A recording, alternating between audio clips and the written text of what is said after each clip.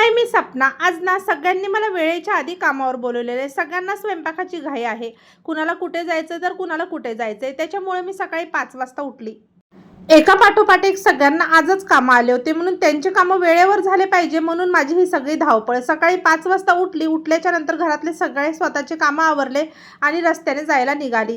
काल अमरावती जिल्ह्यामध्ये चांगला पाऊस आला आणि गारपीट झाली होती, त्याच्यामुळे सकाळी सकाळी थोडा थंडावा होता.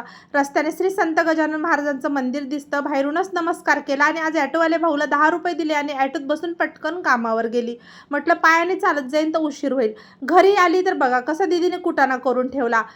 दीदीला काल मी भांडे घासायला सांगितले होते. आता हा माठ मी गॅसच्या ओट्यावर ठेवला होता. तिथे काही जागा पुरत नाही. तिने एका दणक्यात तो माठ फोडून टाकला आणि 200 रुपयाचं माझे नुकसान केलं. भूक खूप लागली होती. मग घरी आल्या आल्या पटापट हिरव्या मिरचीच्या ठेच्याचं मस्त बेसन बनवलं आणि जाडजाडच पोळ्या बनवल्या.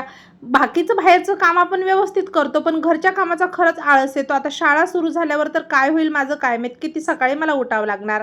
तर कसा वाटला आजचा मिनी ब्लॉग कमेंट बॉक्समध्ये नक्की सांगा आणि व्हिडिओ आवडला तर मला नक्की फॉलो करून घ्या. बाय.